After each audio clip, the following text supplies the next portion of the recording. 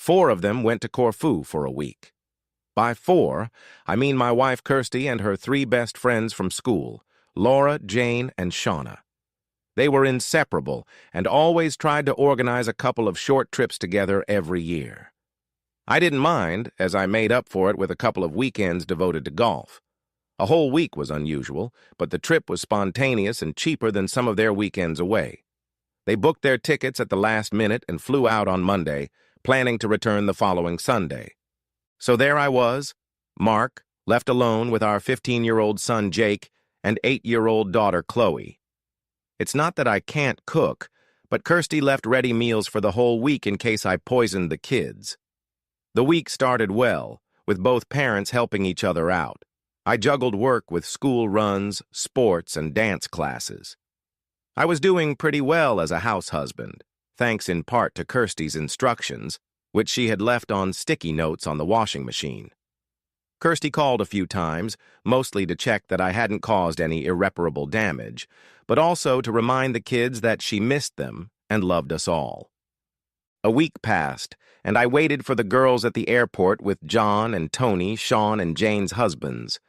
Laura was still alone. The kids were still absorbed in their gadgets, and I already trusted Jake to watch Chloe for a short time. I saw Sean and Jane coming out of the arrivals area. They looked tired, and Laura was behind them, but Kirsty was nowhere to be seen. While I was looking for her, the other girls' greetings seemed a little subdued. Laura asked if I had received a letter from Kirsty. I had no idea what she was talking about. The girls exchanged cautious glances when Laura said that Kirsty had sent a letter that I should read, explaining why she hadn't come home. I immediately thought that she must be ill or had been in an accident, and asked if she was all right. They assured me that she was fine, but she had decided to stay with friends for a couple of days. My next barrage of questions didn't get me any clear answers. I left the airport feeling anxious and humiliated. When I got home, I eagerly turned on my computer. The letter had arrived right after I left for the airport. There was nothing in it except what Laura had said, only that she had met up with friends, had the opportunity to take a short trip on a yacht, and had decided to stay for a few days to do so. She hoped everything was fine and that the children were getting used to my cooking. And at the end of the letter, she wrote that she loved us and would be home soon. I couldn't understand the letter. Why hadn't she called to say she was staying longer? Then I remembered that she hadn't called in the last 2 days. And who were these friends? I couldn't think of anyone it could be. I called her cell phone, but it went to voicemail. I left a short, concise message. Please call me. Maybe she was at sea and didn't have reception, but I had a very uneasy feeling. I tried calling several times, but no one answered. Then I started calling her 3 friends. They must have known something. It was John, Sean's husband, who said I should come to their house at 9 p.m. When I arrived, all the other girls were there, as well as Tony, and the atmosphere seemed tense. John started the conversation. Mark needs to know what happened. Tell him everything, Sean. Last night, we met some guys at a pool party in the marina and went back to their place to drink. It was just a party. Kirsty started talking to the host, a guy named Samuel. Tony interrupted her. According to Jane, it was more than that. There was kissing and fondling. They were all having fun on some rich bastard's yacht. Sean shot Jane a murderous look, and Laura spoke up. It wasn't like that. A few guys were trying to hit on us, but we turned them down, and when they got too pushy, we left. Well, we left, but Kirsty stayed. Damn! The words slipped out before I could stop myself. I tried to convince her to come with us, but she was determined to stay. Shona joined the conversation. They didn't do anything, Mark. They were just talking. I guess she went back to your rooms. The silence gave me my answer.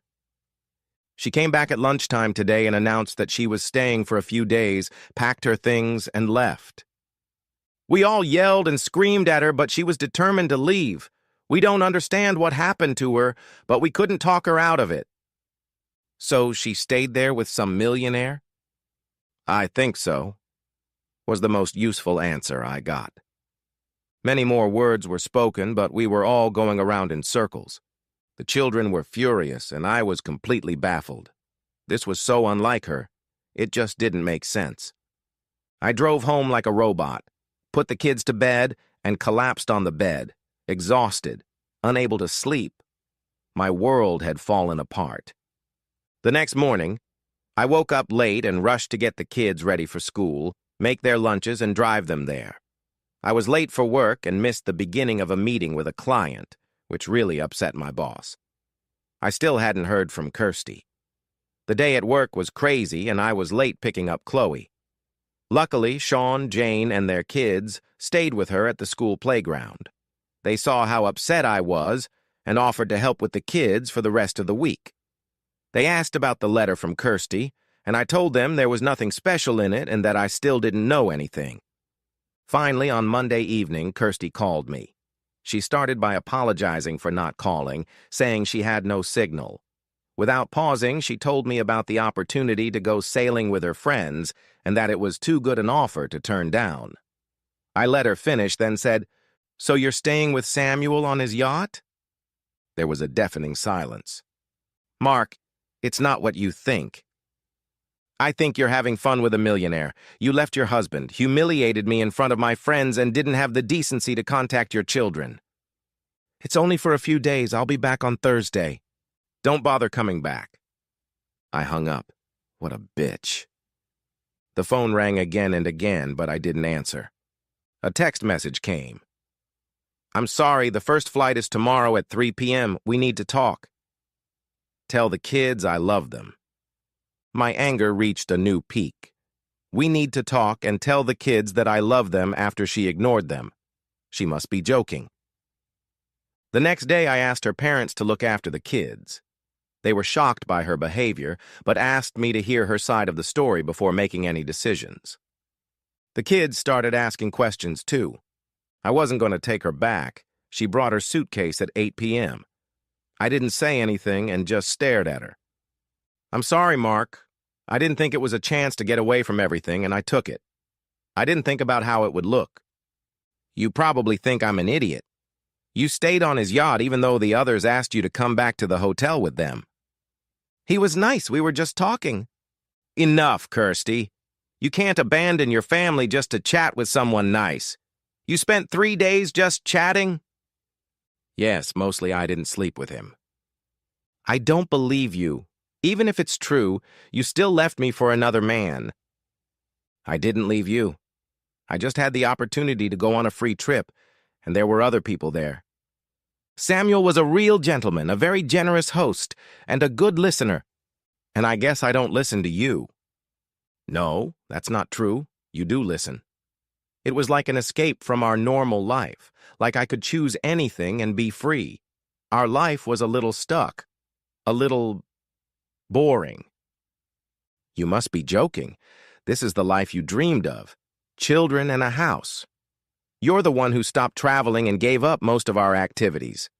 You wanted a big house and to save money. The kids were too young to travel. You couldn't take time off work. There were always excuses. Is that true? Or did you just get a chance to sleep with a millionaire? I don't know, Mark. I just felt different there. We got along so well. And I think there was a connection between us. Oh, wonderful! Did you fall in love with him? Or was it just passion? I noticed the wording of her answer. Never slept with him, but slept with him probably. Finally, she nodded and tears filled her eyes. How sweet. Did you kiss and hug? Another nod and more tears. I had to leave before my head exploded. You need to go to the kids. They're at your mom's. I hope you can explain this to them better than I can. I ran out of the house, hearing Kirsty calling me. I stayed in the pub for about an hour until Tony found me. He bought me a beer and sat down next to me. Sorry, buddy, you're wanted. Kirsty called Laura, and everyone's looking for you. He called several times to say he'd found me, and shortly after that, John arrived. If it's any consolation, the girls are furious with her, too. Because of what she's done, they're in deep shit. We're unhappy with our wives and are still asking questions and comparing answers to see if there's something more to it. I asked if there was anything new, but they said it didn't look like it. What do you want to do? I have no idea. It looks like she's fallen in love with this jerk and gone off into some romantic world. At that moment, my phone rang. Please come home. We need to talk. No, I don't want to go back, and you shouldn't either, I said and hung up. The phone rang again, and I turned it off. Kirsty. It was well past midnight when Tony helped Mark back into the house. I had never seen him so drunk. I tried to help, but Mark looked at me with pure contempt. Tony put him to bed, and he fell asleep immediately. I had just started to thank Tony for his help when he interrupted me. What are you doing to him, Kirsty? Not only did he not come home, but now he thinks you're in love with some guy. He deserves better. It's just cruel. Decide what the hell you want and stop torturing him with another guy. With that, Tony stormed out of the room. I looked at Mark and felt very upset. Tony was right. He didn't deserve this. I was being selfish.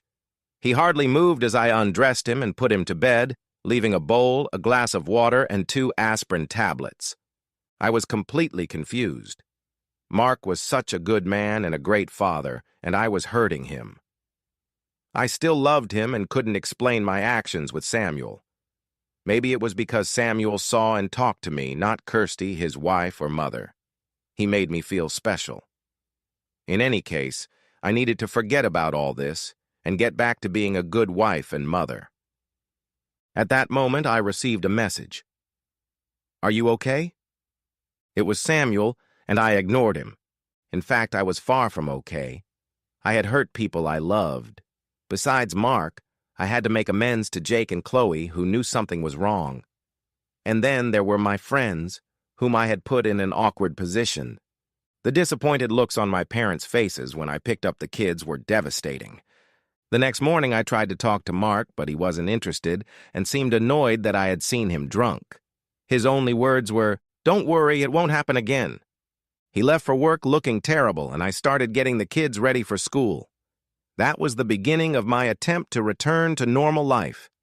Over the next few days, I received several more messages from Samuel saying he was worried and asking if I was okay. It was difficult for me to respond. Days passed, and I couldn't get through to Mark. We only talked about practical things and tried to keep up the appearance of a normal life for the children, but I felt terrible.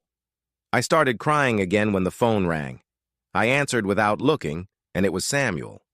When he heard how things were and how upset I was, I had a hard time keeping him from coming to get me. I repeated the conversation we had had on the day I returned, telling him how much I loved my husband and children and that I had to go back. Then I told him about all the pain we had caused each other. He said he was lonely and missed me. I felt the same way, even though I was living in a house full of people. He asked if he could see me to make sure I was okay. I refused, but he kept asking, saying he would book a room at a nearby hotel and begging me to meet him. Samuel kept writing and calling, and eventually I agreed to meet him for lunch while the children were at school and Mark was at work. He hadn't changed and was so concerned about me. It was a relief to have someone I could talk to. We talked easily, and I felt better for the first time in weeks. I agreed to meet him again the following week. The further Mark traveled, the closer Samuel became. He was so caring and attentive, apologizing for the trouble he had caused me. It was so good to see him. He seemed like my only friend. On our 4th date after dinner, I went to his room, and we made love for the first time. I was overwhelmed with emotion. It was amazing. It wasn't that Samuel was better than Mark. It was just new and exciting. Plus, I hadn't had sex since I left the girls, and that made it even more intense. Samuel was ecstatic, saying it was an honor to be with me. After that, we hugged and made love again, but it wasn't like it was with Mark. I felt free and able to open up. I got home late and found Mark asleep in Chloe's room under the covers. They had both fallen asleep reading a bedtime story. I felt terrible. I gently woke him up and moved him into our bed, and he quickly fell asleep. I lay down next to him and fell asleep in tears. I wanted so much to take care of Mark, but I thought I was in love with Samuel. Everything was so confusing, and I was in a terrible position. I tried to think about what would be best for Mark. If I really loved him, then it would be better to just leave. Was I trying to protect Mark, or was I just being a coward? I missed his advice. He always knew the right thing to do. I arranged another date with Samuel, this time for dinner, and I wanted it to be special. The kids were at my mom's, and Mark was out with his friends for the night. I found my little black dress, high heels, and bought stockings. Dinner was wonderful. We talked about running away and maybe getting a divorce. He had money, so that wasn't a problem, and he could help with the custody lawyers. When I told him I couldn't leave because of the children in school, he immediately offered to find something nearby so we could be together. The sex was amazing. It was a complete escape from my ordinary and now depressing life. I came home at midnight and was stunned to see Mark's car in the driveway. When I walked in, he was holding a bag of stockings. "Is this him?" I couldn't deny it, nodding through my tears. "This is hardly just friendship. You dress up for sex." "How nice that you never offered me that. Look at what you always said, that I was enough for you without expensive makeup and lingerie, and that you needed to feel comfortable. He gets more from you than I ever did." I couldn't say anything. I didn't understand why I hadn't done that for Mark. Maybe it was because of power or control in the marriage, or because I was a wife and mother, not a lover. "Do you think our whole marriage is boring, or just our sex life? Do you do other things with him that you wouldn't do for me?" "That's not it, Mark. I can't explain it. You're not boring at all." I really couldn't explain it. Mark had always wanted more sexual adventure, but I held him back and rejected his advances. That's the difference between us. We're comfortable, and he's excited. You try, but not for us. How much effort did you put into flirting and dinners? I didn't like the truth in his words. Now it seemed so smug and stupid. If I had tried harder, maybe I wouldn't have looked for someone else. There wasn't much difference between Mark and Samuel. The difference was in me and how I behaved with them. I stammered an apology and ran to my bedroom, locking the door behind me. I expected Mark to break down the door and throw me out, but he didn't. It was a complete disaster. In a panic, I called Samuel. After making sure I was safe, he told me to leave and come to him. I decided that my life was now purgatory and that Samuel was my only way out. The next morning, I found Mark in the kitchen. He had slept in the guest room. "I'm so sorry, Mark. I ruined our relationship and I can't fix it. I think we need to break up. I need time to find myself, to figure out what I want." Mark understood immediately. "It's because of him, isn't it? You're leaving me for him. Have you been talking to him all this time?" I sighed. "Yes, for some time now. I need to sort out my feelings for him and for you. For both of you." "Yes, but you're going to figure it out in his bed, so the decision has already been made." "That's not true. I love you, but I've messed everything up and I'm very confused about my feelings. I need to understand what he really means to me." "Well, you can tell the kids. I don't know how to explain your actions to them." "I'll tell them it's a short vacation. Don't be silly, they'll wait for you." "But I can come back." Mark looked at her suspiciously. "Why do you think it's your decision? There's no way in the world I'm going to let you leave tomorrow and never come back." "What about the children and school?" "Are you serious? You've ruined our lives and now you think that's important? I'll figure something out as I always do, and you go off on your merry adventure. Go find yourself." I was in despair. It had never occurred to me that Mark could take away my right to make decisions. His last words were, "Tell your family and friends the truth. I won't lie for you." The next day I left, hurriedly packing my things. I felt like I was doing the wrong thing, that I was making a mistake, but I had burned all my bridges with Mark, and Samuel was so happy that I was going to him. I looked around the house one last time. Mark was right. It was my idea, and I loved this place. Even if I got it back after the divorce, I had destroyed our happy home. I told the children that it was a temporary separation. They weren't shocked. They knew something was going on. It was much harder to tell my parents. My mother just cried and begged me not to do it, and my father could barely look at me, shaking his head. I drove to Samuel's hotel. I usually felt better when I was with him, but not this time. We stayed there for a couple of days, and then he suggested we leave. We went back to his yacht in Corfu for a couple of weeks. The sex was great, but I missed my children and home. I slept poorly and, of course, felt guilty. I often thought about what Mark was doing and how he was coping. We made a plan for the divorce. Samuel found lawyers who contacted Mark, and we found a luxurious apartment near the schools where we could stay until the divorce and house issues were settled. I tried to call my friends, but they weren't interested. Jane and Shauna were still in unstable marriages and didn't want to see Samuel or talk to me. Shauna summed it up. We're going to support Mark and the kids during this difficult time. You'd be better off staying away. I was furious because they were my lifelong friends, not Mark's. Laura, my best friend, was even worse. She couldn't accept that I had left a man like Mark. I was furious. When the kids mentioned the next neighborhood barbecue, I insisted that we go with Samuel. I had just as much right to be there as Mark did.